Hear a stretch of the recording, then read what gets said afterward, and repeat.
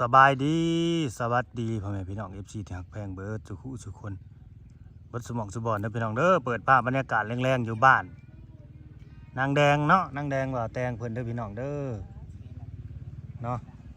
วันนี้ก็มากันยามค่ำๆพี่น้องเอ้ยบรรยากาศยามแรงๆเนาะอยู่บ้านเขาอันนี้ก็ดี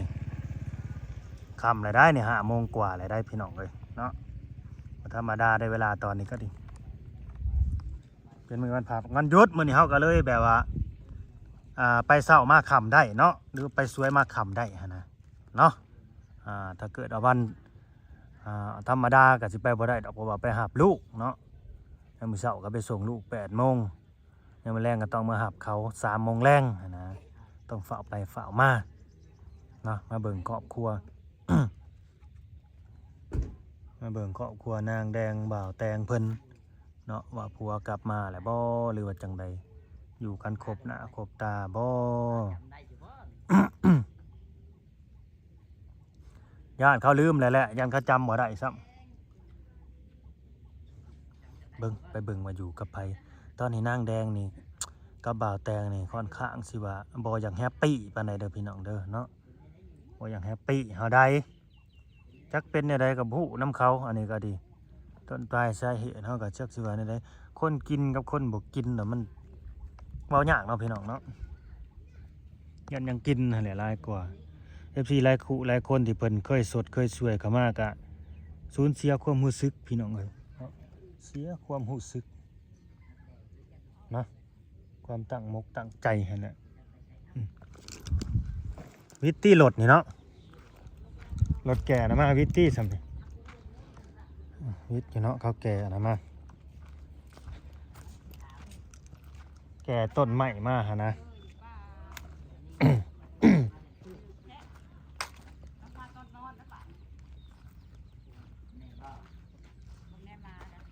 ภายนอน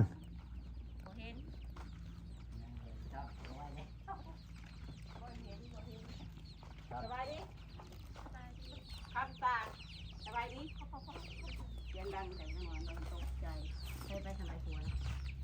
ที่ไหนที่มาไหนดิ ไปกับหมูจะไปจ้ะ ไปเติมอะไร ไปเถิง สบายดี วัน ไป นี้ เมื่อประมาณ3 โมงถึง4 โมง แล้วนี่ขนาดมากคำได้นี่มาสิมาเจอนี่ หม้อไฟมาแต่แท้ซั่น ไปขายหมู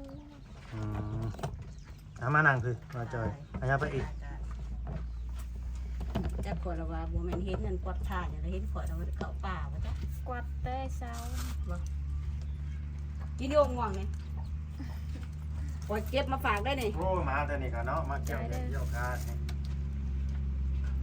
ไปกินล้น โอ้ยมาหยัดโบกแจกปัญญาเอาวงโซ่ ยิบจี้รถเขาเนาะนี่ก็บักกันนะ ใส่ใหญ่กันนะเป็นอะไรดีกันละบ่ยิ้มไปนี่ละดีกันละแหละแม่นบ่นี่นะ ดีกันแล้วบ่ เห็นบ่กันยิ้มออกนี่ดีกันแล้ว ตัวหอมแก้มเลย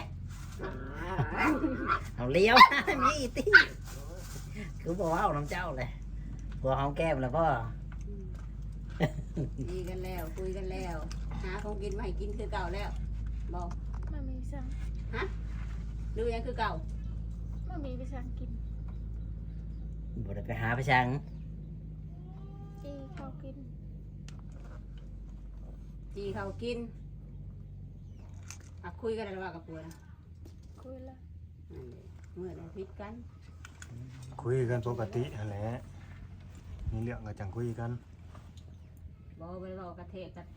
ดกดันกันแล้วว่า บอ ไม่ได้บอกแม่บอกไม่ได้บอกคือเก่าหรือว่า บอ ในเรื่องของความอยู่ความกินนี่ซะก็ไปหาอยู่บ่หรือว่าเฮ็ดแต่เวียก ตาย ไม่ได้ไปกันไปนี่หามานี่ให้กินน้ำอยู่บ่ กินหันใด กินแล้วบ้านนี่เงินขายทานได้สะปันกันใส่อยู่บ่หรือว่าเขาใส่ผู้เดียวหรือว่าเจ้าเอา ใช่น้ำกัน เพราะว่ามื้อนั่นน่ะมื้อนั้นใช้พิดกันผัวบอกให้กินนั่นผัวหามาเลยกินเบิดนะเมียหาได้กับเมียกินผัวหาได้กับผัวกินแบบนี้ คือวันนี้น่ะดีกันแล้วนี่ ลูกก็ยังบ่มาแม่นบ่ บ่ ดี บ่ กัน ได้ไปตามอีก บ่ได้ไปเลย จะได้มื้อมันก็สิไปโรงเรียนบ่จัก โอ้ยบ่ได้ไปดอก มันอยู่น้ำยาและยาก็จะไปโรงเรียนแล้วว่ามื้ออื่น ยามาให้ไปดอก อย่าบ่ให้ไป เป็นยังไงคืออย่าบ่ให้ไป สิ บ่น้องแดง มันก็ต้องไปแล้วเนาะเพราะว่ามันมี อยากให้ไปให้รีบ เออ มันมีปึ้มมีซออยู่เด้มันก็ต้องไป เจ้าก็บอกให้เราไปลูกเจ้าหรือบอกกูพังบ่ บ่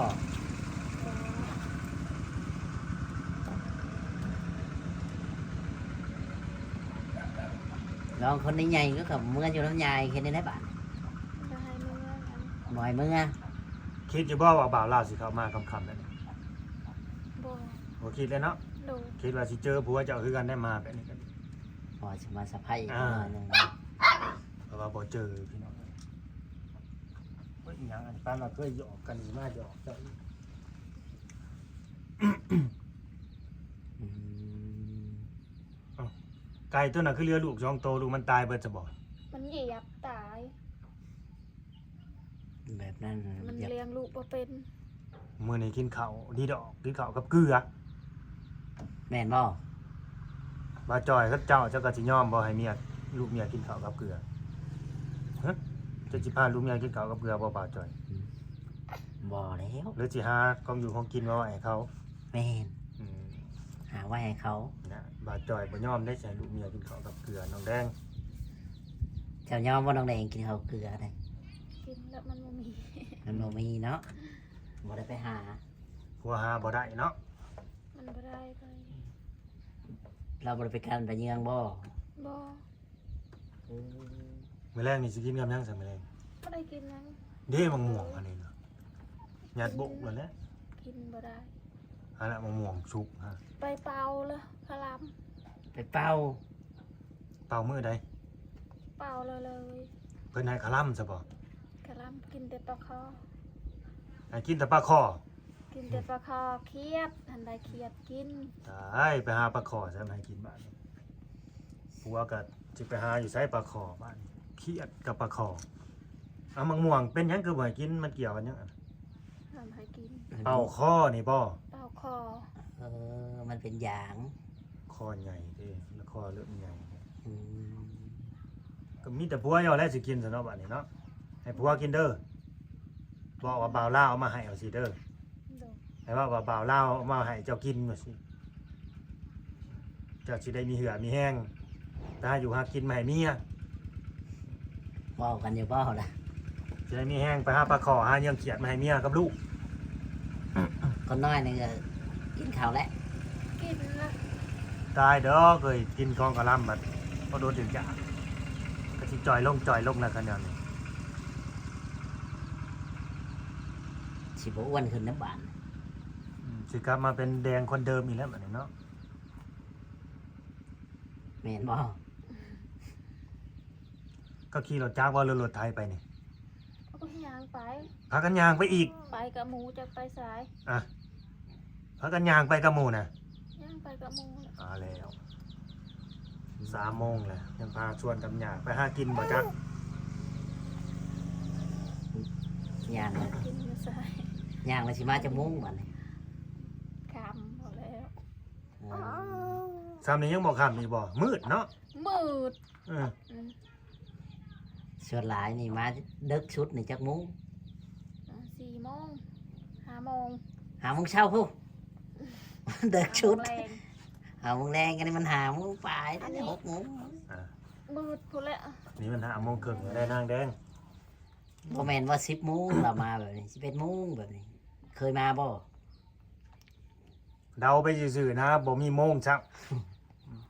มีแต่ใช้ความเดาไปซื่อๆคาดการณ์ไปซื่อ อืม ๆบ่มีโมงเบิ่งพี่น้องเลยมีแต่เดาเอาว่าสำนี้ประมาณเท่านั้นโมงเท่านี้โมง ที่จริงมันก็บ่แม่นดอกนางเดาไปซื่อ แม่นบ่นางแดงเราก็ ๆแม้ ว่า แต่โมงยังบ่มีโมงเบิ่งเลยในเฮือนนี่โอ้โหพี่น้องเอ้ย ได้แล้วบ่หมูลูกมันนะ เกาโต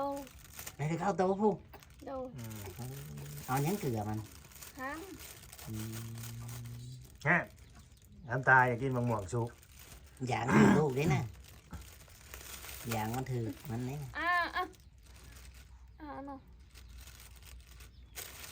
เดี๋ยวเอาตัวขายไปหมดแล้ว บ่ สิเลี้ยงมันเก้าตัวนะ ขายกันยังบ่มีผู้ซื้อดอก กิ บัด น จอย ห้าม มันยังมันออกห้ามซ้ำมาได้กินห้ามซ้ ยังไม่ได้กินทำซ้ำเฮ็ดหัวไว้เลยเนาะ โดย ำคุณแต่ละหัวไว้ทำไว้ให้มีห้าว เอาก็ไปตัดเอาไม่เขาบอกเขาบ้านไปอย่างสั้นนะ แม่น มาตอบเขาก็ให้งูคุยเขาดีแท้แต่มันเป็นของตัวเอง ดีบอก อืมดีป่ะน้องแดงดีป่ะ โดย เออไหนขึ้นมาซี่ตัวเก่าเราบอกคนมีแห้งเนี่ยว่าจักเนี่ยลูกกินนมอย่างนั้นนะกินนมแม่คือเก่า โดย กับผมมีแห้งแล้วกินข้าวกับเกลือ มันลูกมันแหนกินนมอยู่ตลอด ว้าย ตายแล้วพาลูกไปขอเข่าแล้วบ่ ฮะ ไปมัน พาไปแล้ว มันไป อืม โหดโหดเลย มันมีชะอมไปเนาะเดี๋ยวลูกเพิ่นก็กับพวมเป็นอย่างได้นี้ว่าให้ชื่อดื้อกว่านี้กันสิไลจับ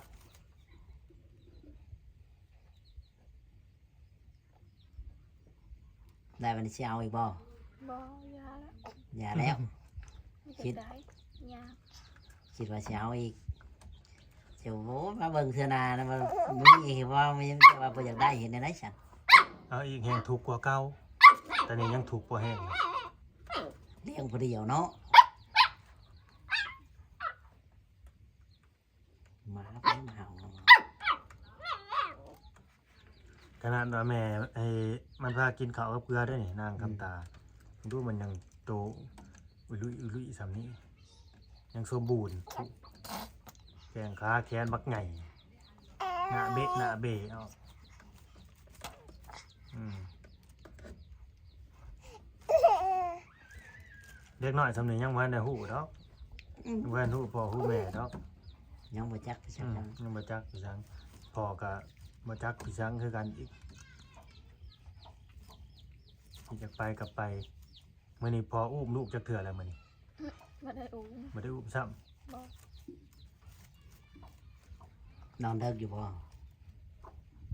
คนน้อยนี่ นอนเด้อ อ้าวสิถามนี่ซะมื้อนี้เว้ากันจักควบเลยครับมัน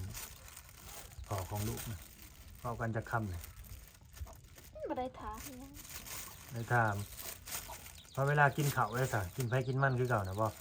ไปอยากก็ไปกิน อืมถ้าอยากก็หากิน โดย นอนได้จ้ะ ไปอยากนอนก็นอน บ่ได้นอนห้องเดียวอีก นอนแล้วอยากขึ้นนอน เอาเวลาจะนอนกลางคืนจะหลอกห้องอยู่บ่ซะ ไปล็อก เข้าไปแล้วก็หลอกบ่ เข้าไปแล้วล็อกเปิด อ่ากันผัวสิเข้าไปนำรังเนี่ยมาเคาะประตูว่าเปิดประตูให้ข่อยแหน่นี่สิเปิดอยู่บ่ บ่ได้เปิดแล้วอยากนอนแล้ว อ้าวบ่ว่าสิเข้าไปนอนน้ำลูกน้ำเมียก็สิบ่เปิดให้ แม่นเนี่ยบ่ บ่ได้เปิดแล้วมันบ่อยากเข้าอีก บ่เปิดเบิดเวลา ให้นอนในคืนครัว อืม คือครัวนั่นนอนพี่ก็ได้เดี๋ยวผมบ่รู้อ่ะมันกว้างอยู่ นี่มันนอนแล้วเลยนอนในคืนน เห็นครัวก็นอน อน อืมใครจะต้องให้นอนในครัวบ่ให้นอนในห้องน้ำล็อกครัวไว้ก็ อืม มันจะนอนเองน่ะ ผัวอยากนอนเอง มันจะนอนเอง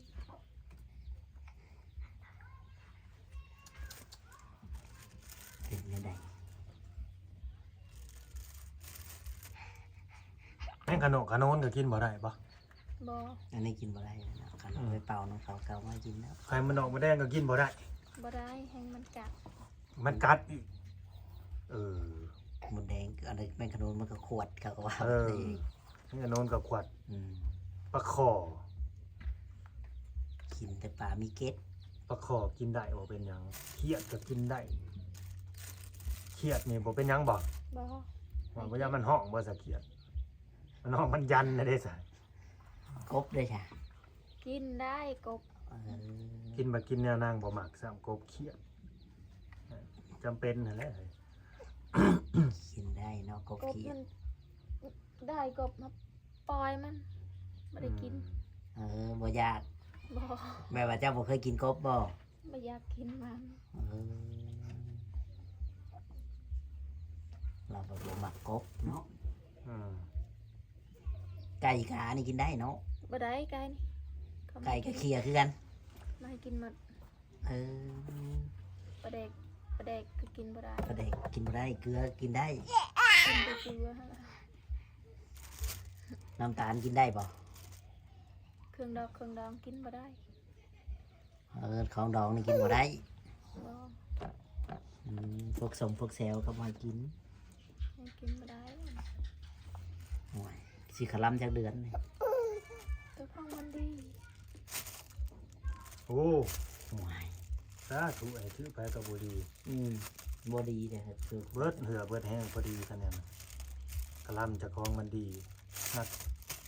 กันว่าพืชเนาะกันว่าเฮามีเงินมีคำใครเนี้ย อืม ไปซื้อกินนะซื้อกินแล้วก็ประหยัดกินยอมกินนะพี่น้องเลยซื้อปลาขอมาค้างไว้นี่แล้วก็ยอมกินเขียดมาค้างไว้แล้วยอมกิน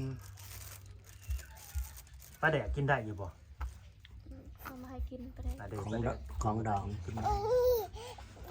มักพริกมักพริกพักพายนี่ก็กินได้เนาะ มาพริกก็กิน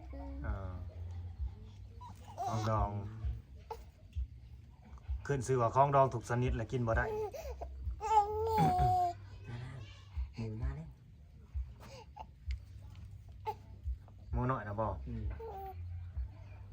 สิรอดหรือว่าแต่นี่กู รอด รอดตลอดยากแล้วมาจอย มันแบบนี้นะ บอกกันได้ว่า ฝนบ่ตกฟ้าบ่ลงน่ะรอดอยู่ อืม คันว่ามันหนาวมันยังไหนจังน้อยแหละห่วย คือตอนนั้นใคร อืม หมูตีนด่าง ตีนด่างเบิดนั่นน่ะตัวลายตัวนั้นก็ตีนด่างเบิด เออ ตัวแดงตัวนั้นก็ตีนด่าง เช็ดมาเช็ด มาอะไร มาอะไรหยอก ในยอมให้มันกัดมันตายหนู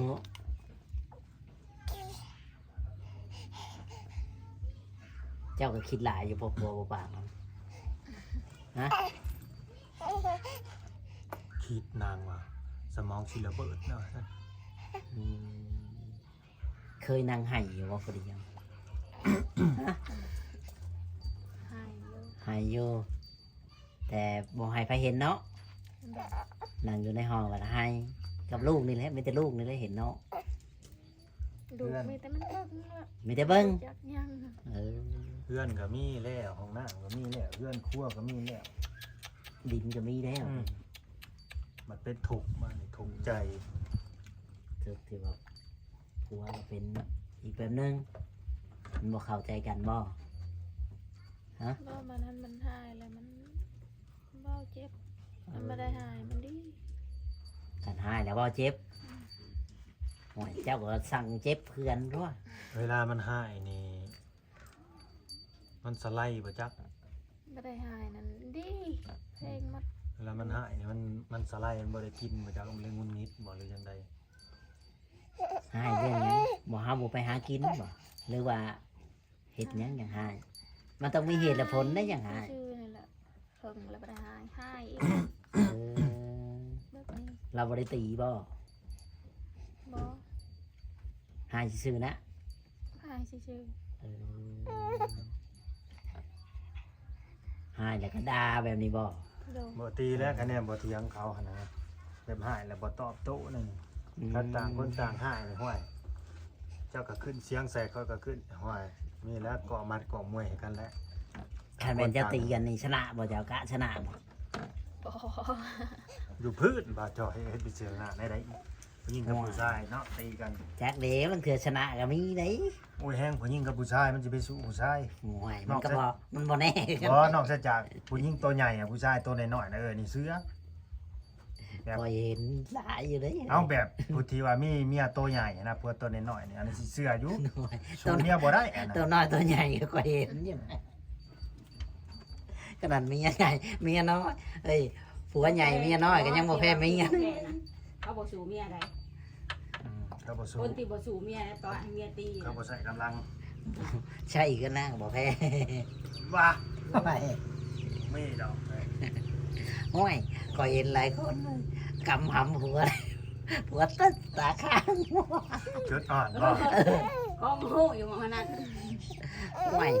จนยอมผัวเลยมีผัวจะหนบผัวแล้วใหญ่อยู่ไหน จุดอ่อนแดงๆจุดหน่อยผู้ชายได้บาดจ่อยว่านี่เวลาตีกันกับผัว โอ้ยเศร้าจะสุกตีกันเถอะ อ้าวบอกจุดอ่อนไว้เนาะ แทงกันไว้ อย่า เอฟซีเองว่ามันยังเฮือนซานแหละแล้วมันยังคือมีแต่เรื่องแต่เล่าวมันจะติดแต่เถียงกันเมื่อก่อนนี่คือว่าอยู่น้ำกันได้อยู่เฮือนหลังน้อยๆก็คือบ่เห็นผิดเห็นเลวกันเนาะ เราบ่ได้ผมบ่พิมพ์บ่เร็วได้หาเถื่อเลยเพื่อนน้อยมาเพื่อนใหญ่นี่ แม่นบ่ ดู อ้าวจะได้จบคลิปไปซะมื้อแหละมันค่ำมันมืดแล้วพี่น้องเอ้ยฝากเป็นกำลังใจให้เด้อเนาะ เบิดเวลา กำลังใจให้เขาเนี่ยให้เขาจะได้ก็ให้เขาหักกระแพงเขาตื้อกระต้องกันนั่นแหละเขาเรียกว่าครูสร้างครูสมมาแหละครูคิดครูหาน้ำกันนั่นแหละมีกินกับกินมีถูกกับสู้ไปน้ำกันนั่นแหละเพราะว่าเมียเห็นยังไง บ่แม่นคู่กรรมคู่เวรเนาะ ครูกรรมครูเวรกับแมนที่กันนั่นแหละ ผู้กรรมผู้เวรเลยบ่วิทย์กันเลยจ้ะนั่นแหละผู้กรรมผู้เวร งัวไผ่ในงัวเกิดไหน ทำบ่แม่นเวรแม่นกรรมเนี่ยว่าไปจากกันแหละ สบายดีสู้ สบายดี ๆเอามังม่วงมาให้มื้อน่ะว่ากินกับมังม่วงมาเอามามื้อนี้มังม่วงสุกว่ากินบ่ได้ซ้ำ ใครกินบ่ได้กินบ่ได้ใช่บ่ แล้ว กะล เป็นหยัง ำไปเป่าคอ เอาต่อไปสิหิว กินได้แต่มัก ครับตา กินได้แต่เขียดกับปลาคอ